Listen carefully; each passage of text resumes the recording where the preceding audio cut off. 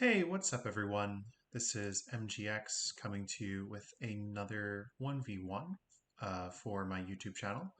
I'm very excited to share this game with you today because it is a rather unusual Civ matchup, and I'm playing against one of my favorite people in the AoE2 community, Bristlin, who I've had the chance to play against a couple of times and always really enjoy the games that we play together. Uh, Part of the reason why I wanted to share this game is we decided when we were getting started that we were both going to go random. And with random, obviously, you never quite know what you're going to get.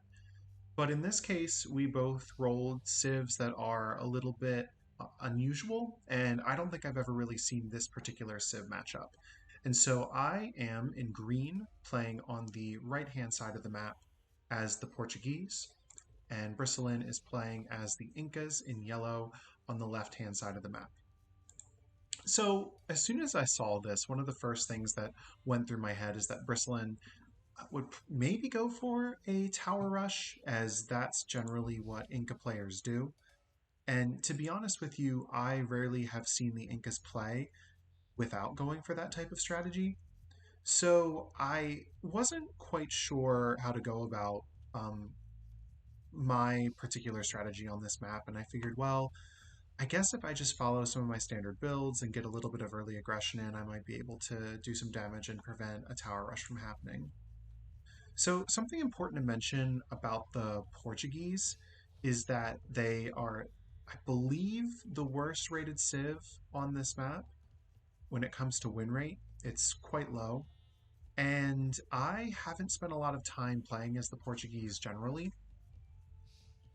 My understanding is that they are really good on water maps, and I think I may have given them a shot once or twice when I was preparing for the ABCD tournament, which included Team Islands as one of the maps.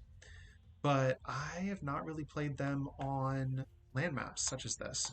So I wasn't quite sure what to do, didn't really know the strengths. I had to check out the tech tree a couple of times to figure out, what I should be going for. And something to note is I had a couple of really bad boar lures. They just got a little bit messed up and ended up pretty far away from the TC, both this time and as you'll see later, this one, which is sitting behind the wood line, doesn't get any better. If we're taking a look down at Bristlin's side of the map, looks like we are both at about the same villager count. Bristlin is just slightly behind mine. If we switch over to her view for a second, we can see that she currently has 6 on food, 5 on wood, so a little bit of extra wood gathering than I think would normally be expected right now. We switch back over to my perspective. At this point in the game, I have 12 on food, 3 on wood. I'm going to be going for a scout rush, so I'm hoping to kind of wall up my base the best I can. A couple of things to note about our bases. My golds, particularly this one, are relatively safe. If I'm able to kind of get a nice little wall going here, protect my base, I will have some safe gold collection. Taking a look back at Bristlin's base, she also has a safe main gold and a safe stone in the back. This gold is a little bit forward, and her extra gold is rather forward as well, which I wouldn't necessarily prefer. My extra gold is off to the side, and again, if I'm able to get some type of wall going on this side of the map, then I'll be able to protect it and potentially expand out later. So returning to Bristlin's point of view for a second, we see that she currently has 11 villagers on food and 4 on wood. I am slightly ahead in villager count. I am 3 vills ahead, which potentially could be due to some idle time. Not 100% sure. Y'all can check back here on this side to see whether or not that's the case. And once again, with this particular boar lore, I had to go quite a long way, and by the time I was able to garrison the Ville, I almost lost my boar again. And so, not an ideal location, but also not as bad as the one that I had previously. Bristlin is choosing to wall up pretty early. I think she knows, having played against me multiple times, that I do tend to favor a little bit of early aggression, and she probably assumes that I'll be going for either some type of man-at-arms or scout rush at the very beginning. I'm up to 21 pop. Bristlin is right behind me, and it looks like I am already off to, and I'm sorry, 22 pop with 21 villagers, and I'm already off to the feudal age. Pretty much on uh, good standing right now to get my scouts out.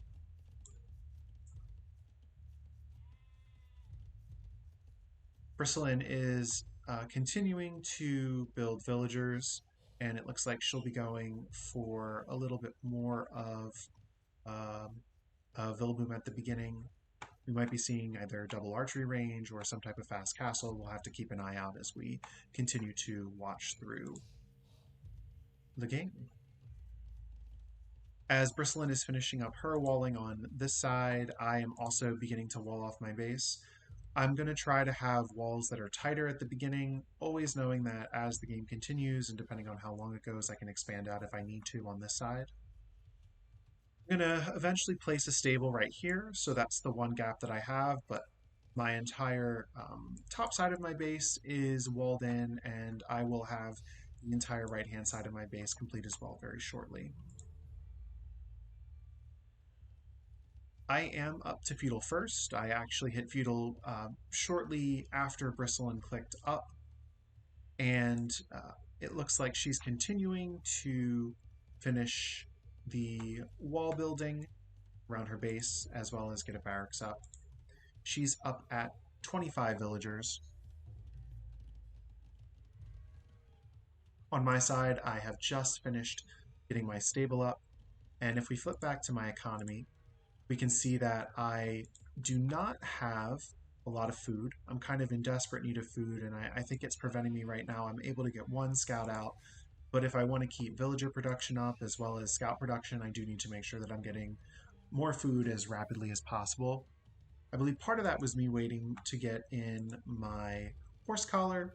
That way I would have better farms to last me through the feudal age and help get me where I need to go, which will be in the castle age quite shortly.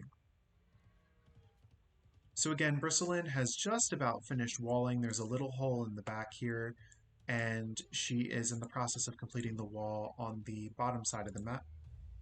But as we can see, they are all going to be filled in by the time I'm able to get any scouts out.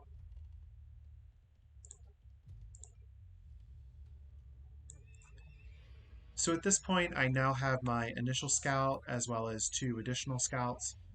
I will be heading over with the three of them to see if I can find my way in, because as of right now, if we use Fog of War, I can see that she does have some walls up, but I don't necessarily know that she's fully walled throughout her base. So I might as well give it a shot. I've already invested the resources, so let's go from here. So I decide to go immediately for her gate, and as I'm doing that, she clicks onto a couple of spears in addition to an eagle warrior. That's a fairly good response. She doesn't know how long or how many scouts I'll have joining the fight. So you want to have a couple spears on hand if you do see scouts to take them out fairly quickly. So I'm able to snipe this one wall villager, which I thought was a nice pick rather early on. I think Bristlin had accidentally walled her out, and that villager has now gone down. So at this point, I know that it's going to be difficult for me to get in, but I'm already prompting Bristlin to start spending some resources and also take a couple vills off so she can build houses along her wall. And my thought is, well, maybe I can get in down on the bottom side of Bristlin's base, and so I just send my scouts down here and they'll begin attacking. Meanwhile, back home, I still maintain the villager lead, albeit not by very much.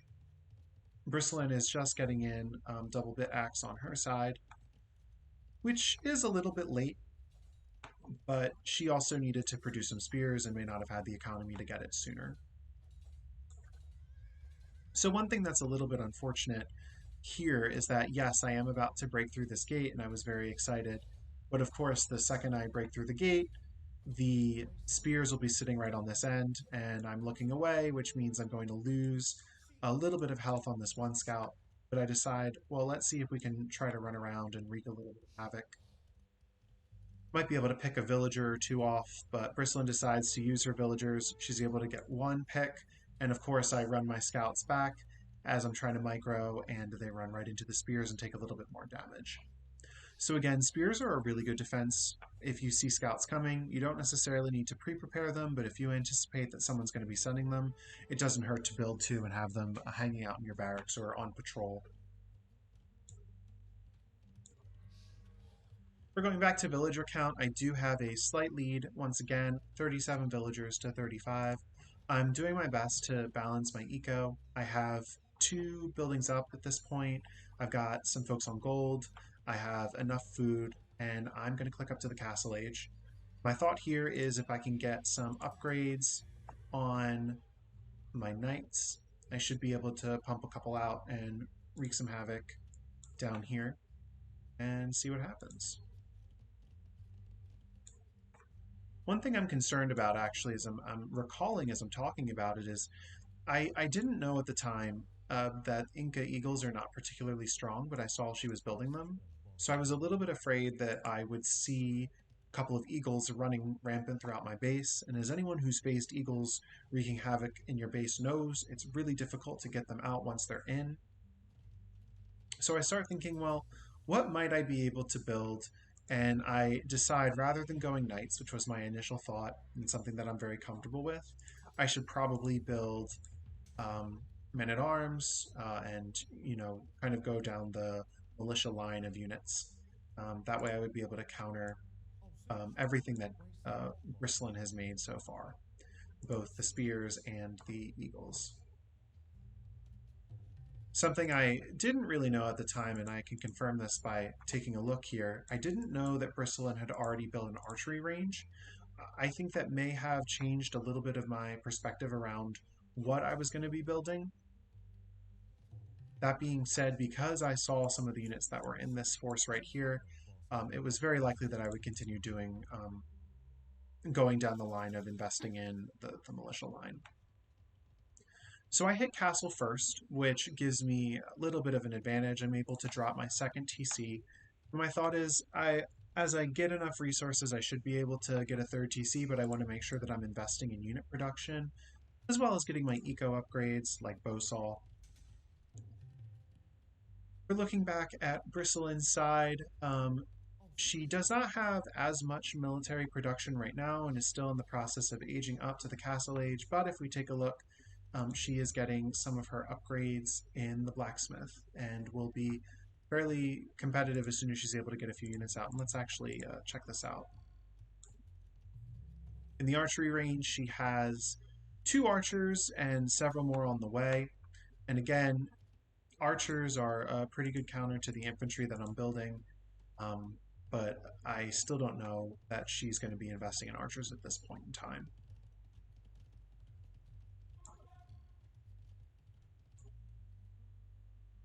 So this force begins to walk forward a little bit. Let's take a look at where she's going. It looks like she's put them kind of on patrol to check and see what might be coming. Again, she doesn't necessarily know what's going to be coming out of my end. All she knows is that I have a stable up. She doesn't see the second barracks yet. Now that Bristlin is up, she's going to go and drop her second TC, as well as her third TC, which is going to give her a little bit of a boom advantage.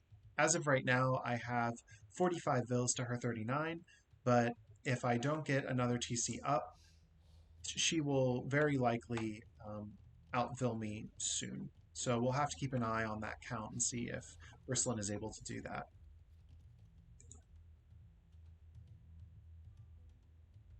So now we see some of these archers joining this little force of spears and eagles, and that's going to be a little bit of a challenge for me. I have, at this point, about a little under 10 long swordsmen, and my thought is I want to get them out as soon as possible so I can go over there, potentially destroy this force here and maybe, just take her off, or either her forward resources or get into the base, something like that. I have not yet started to collect stone, though I do have 100 stone for when I want to drop another TC. Thinking about where I could drop a TC, maybe in the back of my base, or potentially off to the side to secure this gold, or maybe even in the front to secure the stone. A couple of different places that might be ideal and help me secure resources for later. So at this point, Bristlin has started to build, in addition to crossbows, she has slingers, she has eagles, she has spears, a little bit of an AI army, and also something that would be a little bit difficult for me to counter if I don't know what's coming. And the one good thing for her is she has a little bit of everything, given that she doesn't quite know yet what's coming her way. So at this point, I decide to send out my long swords, and Bristlin wants to build a watchtower in order to give herself a little bit more protection. I was watching back her VOD, and she was saying that securing this hill was going to be really essential, and I agree. I think that this hill, if I was able to get a castle up here, could be really devastating to her forward eco and push her back, and that's not something she would want. But of course, as she's about to launch a little assault on my base, I bring all of my long swordsmen forward. I'm able to knock out the slingers, and I should probably mention that I didn't quite realize that they were archers. This is one of the first times that I've really seen the Incas in action besides towers. So to see some of these more unique units was a little bit challenging. And as we continue through the game, you're going to see that this will come back to haunt me. But again, it's a really good learning moment. And in the event I play against the Incas again, I'll know what a lot of these different units do. So initially, I was able to deny the tower. I was able to get rid of most of Bristlin's units, though she continues to produce slingers, which will be coming forward and are good counters to the long swords that I'm producing. Meanwhile, back home, I'm just continuing to produce long swords, thinking that they were a good unit to keep building. Again, not fully realizing that these slingers are considered archers and would very likely counter what I'm putting out. Back in my base, I've decided to drop my third TC and attempt to secure this side gold right here. I have some vills coming forward on this side, and I also have a couple of vills coming forward here. My thought is that I would drop a siege workshop and get a little bit of siege out. I think I realized at this point, or I checked the tech tree to see that slingers are of the archer class, and so I decide that I'm going to few mangonels out. And in the meantime, my force over here has been completely eliminated, and I'm continuing to mass longswords, which are it's not a good move for me. Bristlin does catch that I have a siege workshop coming forward, and she does attempt to attack these vills. And at this point, I'm thinking, well, what I need to do is get Mango out as soon as possible, and then also on this side, build some production buildings. Again, what I should have done here, and looking back on this game, I think this was the biggest mistake, is I continued to build long swords thinking that I would be able to take out this force, when in reality, the slingers were just going to completely destroy what I was putting out.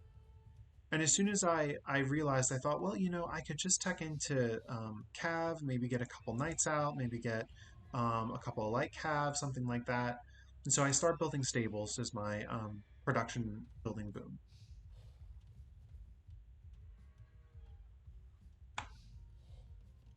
Back in my base, I do have enough stone, so I'm going to move forward and try to place a castle.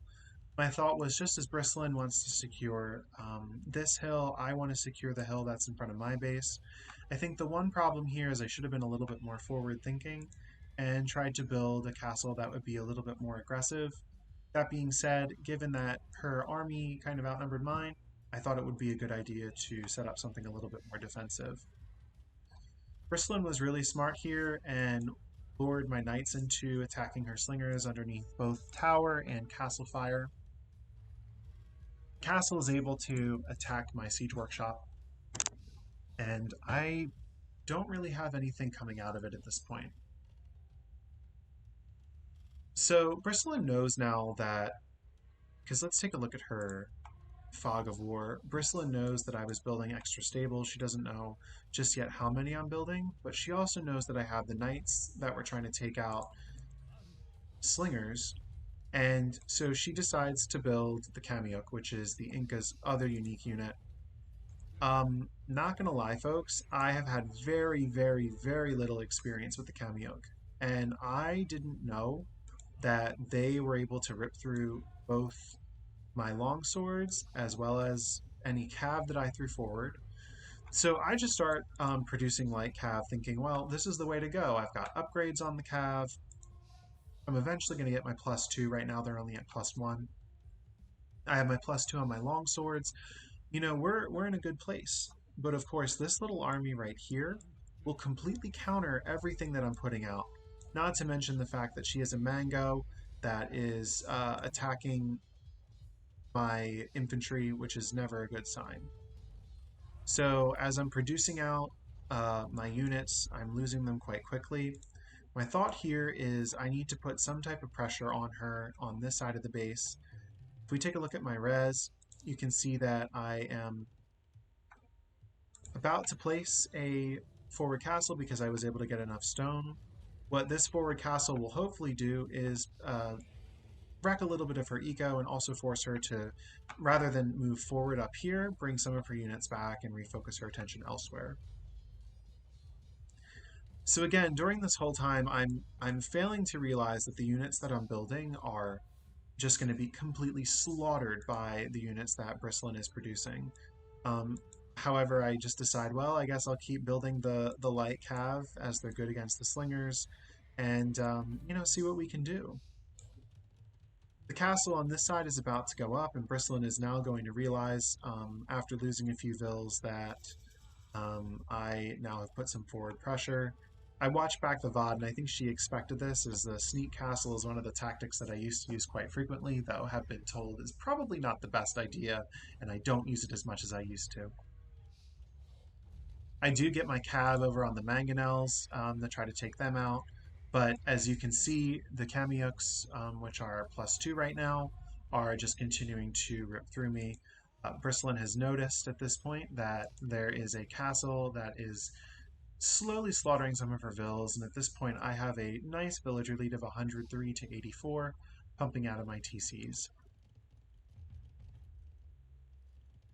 Again, as I'm watching this game back and talking through it with you all, I'm realizing that one of the flaws so far has just been, if only I had done a tech switch into archers, I would have been able to do a little bit more damage against these Kamioks.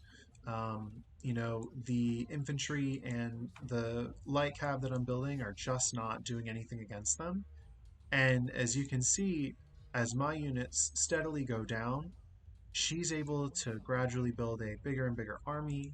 She begins building a ram, which is going to start to ram down my production buildings on this side. And all this time, I'm thinking, well, if I'm able to just keep producing more and more trash units, I should be able to eliminate some of what's going on up here. At the same time, I'm noticing that I've begun to overchop the initial wood line and walls around my base. So I thought, well, you know, at this point I should probably start walling up. Looking at this wall, I probably should have scouted that I was already fully protected on this side and could have saved myself some stone, but, you know, you can't win them all. On this side, I decided to build a few stables to get some light cav out and running through her base. I've also forced Bristlin to invest in a second castle. This time, though, rather than being forward or up here on my production buildings, the castle is going to be down here. Something that I should point out that I think was another fatal flaw for me in this game is that I had gotten to the Imperial Age before Bristlin did, but failed to produce any trebs until I realized that she too was in the Imperial Age. Part of that, I think, was a little bit of issues with my res, but I think the other part is I saw this steadily growing army up here, and that was also still a little bit AI army. We have the crossbows, we have the slingers, we have the Kamioks, we have the ram, we have the mangonel. It was going to be really difficult for me to counter with the units that I was producing at the time. And yes, I am about to take out this TC, and yes, I am running in here with some light cav. but I'm not going to be able to take out too much as the villagers kind of draw my light cav into the castle and they go down. So left and right, I'm basically just throwing units away. I'm continuing to build barracks when all I needed to do at this point, I think, was switch into archers and do my best to take some of this down. Over here, you can see that I'm continuing to expand my food eco. I'm at this point at 124 villagers to Bristlin's 87. And again, you can just see that the light cav I'm building are going to have no effect. They're going down rapidly. And I think at this point, I'm just starting to kind of freeze up a little bit. I'm able to get some trebs out down here, which allows me to finally take down this TC. But this treb is within the castle fire and is going to be very difficult for me to take out. So I decide I need to continue building more and more and more and more light cav to go in, which is going to drain some of my food eco. And on this side, Bristlin continues to take down the production buildings that I had, forcing me to try to replace them on this side. I do bring a Treb over, but I left the Treb undefended, which was a very bad idea. And my infantry are going to try to defend it, but if she sends a couple more of these Chemioks over here, I'm going to have a hard time knocking down this castle. Back on the south side of my base, you can see that this Treb is now very well protected with a handful of Chemioks and a second Treb is coming out. I try to get my Trebs out to either Treb them down or Treb down the castle. I try to go directly for the Trebs, and all my units are just dying. It's watching this back, I think, is just a little bit tough because I'm seeing where some of my just really fatal flaws in this game were. And I think it's a really good learning experience, not just for me, but for any others who are watching this game, to realize that if you watch back a lot of the games that you play and go through some of the wrecks, you're able to pick up on the things where you could have been making better decisions. And for me, the decision was not to go for light cav, but to try to go into skirm or potentially even archer to take out some of these units that Bristlin has all around me. So at this point, I'm in a little bit of panic mode because I see that I'm not able to do anything about this forward push. My castle on the side is now down. My trebs are going to go down as well. I do have one treb here, and Bristolin has been forced to spend a lot of stone repairing this castle. I've upgraded to two-handed swordsman, which was another costly investment that wasn't going to pay off. I do have some barracks that are building up here, and I've stonewalled the side, but these rams are sitting right here ready to try to knock this down as Bristlin's elite Chemioks are coming forward, destroying my infantry and wrecking my stables as well.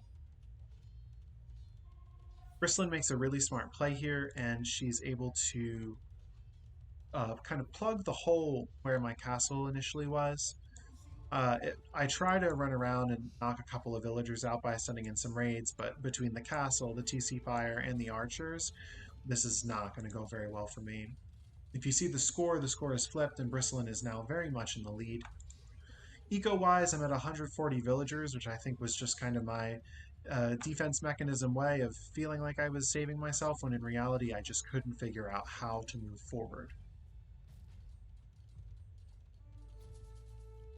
At this point, I think Bristlin's main plan is to knock out everything that I have over here. And as you're hearing, I don't have enough wood, and I'm starting to have some of my farms expire, so a little bit of my eco's out of whack. I'm trying to build this massive stone wall on this side in an attempt to protect my side eco. Over here, I've built a bunch of barracks. I built another TC so I can start mining some of the stone. But again, these Chemioks are sitting right here, and even if I knock this house down, which isn't really going to happen because this villa is continuing to rebuild, I don't know, guys. We are not in a good place right now. I run out of wood on this side, and again, without realizing that I probably could have had a nice wood line over here, I decide I guess I'll have to bring some of my woodvilles over to this wood line, which will hopefully soon be protected. But again, I was out of stone for a little bit, which prevented me from completing this wall for a little while.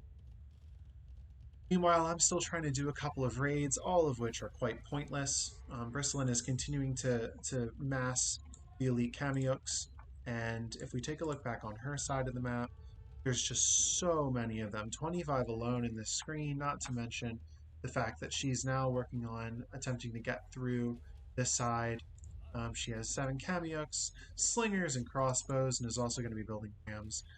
I'm in a really, really bad position here at this point, and Bristolin is taking nearly 2,000 point lead. If we compare military right now, Bristolin is at 49 units to my 2 and decreasing. I just am frozen, and my forward castle here is going to go down, and this, my friends, is why this game is not going to go well for me.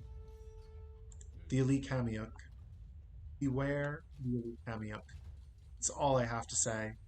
And I hope that those of you who face the Incas in the future will better understand how to deal with them in the future, because clearly in this game, I did not do a good job. So my Rams, Bristlin's Rams are able to break through the wall, which means she's going to have her little army over here start to go through and raid my villas. I start to panic think, well, what might be able to take some of these out? And I think, well, I am playing as Portuguese, perhaps I can build a few organ guns. But of course, my eco is, even though I have a lot of food and a lot of wood, I don't have a lot of gold, and my eco balance is a little bit out of whack right now. I'm continuing to just try to build units of some sort, and I think I finally realize, after reconsulting the tech tree, that I should be building archers against the Kamyuks, but at this point I'm in a really bad position. I bring out my organ guns to try to knock out the elite Kamyuks who are already wreaking havoc in my base, and my Vil count has dropped significantly. I'm down to 121, 120. I'm nowhere near the height of the Vils that I had before, and I'm being pushed on both sides. My organ guns come forward, and we're trying to deal with the elite Kamyuks, and they're doing a little bit of damage here and there. The TC will do some damage as well, but we're just in a really bad place at this point. Back on this side, you can see that my TC was destroyed. My forward buildings were all destroyed. I was able to take down the Trebs, but with the elite Kamyuk coming in, +4/+4, this is not looking good for MGX. Tell you that much. So again, I have a couple of organ guns, but really, what good are those organ guns going to do? As soon as these Trebs take down this castle, I'm not going to have the ability to build any more. I'm desperately trying to tech into Arb to see if I can get some Arbs out to deal with the Kamyuks. This is kind of my last stand. But if you see here, while I do have some safe gold, my eco balance is completely out of whack. I don't have enough gold to really produce archers in the amounts that I need. My organ guns, yeah, they're doing a little bit of damage, but they're also going down. It was a heavy investment into them. This castle is going to go down. Things are not looking good. At this point, Bristolin has a 3,000 point lead over me. The Rams are still in my base, taking down my houses, and iconically, MGX is once again housed between losing my castles, my TCs, and now losing my houses. Not only am I not able to produce units in the mass that I need, but I now have to build houses in an attempt to hold off everything else that's coming. So I get a few ARBs. I have some of the upgrades in. They're +2 on the attack. I don't even think I have the defensive upgrades. Maybe I do. I'd have to go back and check. But at this point, I'm just being torn through. I have a handful of ARBs trying to come out, but the Trebs are starting to knock down these production buildings. Once again, I'm housed. I can't get the houses up fast enough. And the Kamyuks are just coming forward. There's almost nothing I can do. Let's take a look back on Bristlin's side. Bristolin, meanwhile, is humming along. This massive Kamyuks is hanging out. We've got 33 and counting. Look at all of the units that Bristolin is producing. At this point, I try my best to use my ARBs to fight. I've got them at +3/+3, which is good. But as you can see here, they're just going to go right down to the elite Kamyuks. And there's not much I can do. More Kamyuks are coming in from this end. Bristolin has built a castle on this hill and is able to push more and more and more out. If we switch back over to my end, my population is just rapidly decreasing. They've broken through the stone wall. They're coming into my eco. This is just a bad situation for me at this point. And it's very likely that I could have GG'd here, but I decide, well, I have the res. There's still a possibility that I could come back. I also don't think I really took a look at the score, which is, let's just say, rapidly grown. Bristlin drops a get out of my game castle in my base. The Rams are sitting up here, and this is nearing the end for me. So as we near the end of this particular game, I think it will be no surprise to anyone that the GG will be incoming soon. Again, I wanted to share this game because it was such a unique Civ matchup. I rarely see the Incas played in a way where we end up seeing Elite Kamiuks in action. And I hope that folks who might not have seen them before may be learning a little bit of something. I took a lot away from this game about how to counter this group of units, and also, again, like I could see that I probably shouldn't have divided my efforts when I was being pushed up here. Yes, a raid on this side could have been helpful, but I needed to think more strategically about which units I should build. And the Elite Kamiuks are just going to completely tear through my Elite Skirms. Bristlin now has Arbs coming in to back up the Elite Kamiuks. Bristlin is pop capped. Meanwhile, I am at 99 pop with only 105 pop space. Things are rapidly decreasing. I don't understand Kamiuks, and I send the GG to Bristlin. So once again, I am really excited to share this game because I think Bristlin did a great job of holding under some early pressure and then figuring out how to use her Civ units to her advantage and counter everything that I was throwing with her. I was also really impressed that it didn't seem she panicked too much when I dropped a side castle. She dealt with it appropriately while also, rather than pulling all of her units back, continued to push on the forward front. Because I was split between trying to hold on the forward front as well as raid on the side, I just didn't have a good enough eco to hold both pushes. And Bristlin was able to take advantage of some of the mistakes I made in the gameplay, and I think had a really, really strong showing here. So GG to Bristlin, and GG to everyone else who's been watching. I will be hopefully coming back soon with a third 1v1 video. But I think at this point, I am going to sign off. Thank you, everyone, and I will catch you in the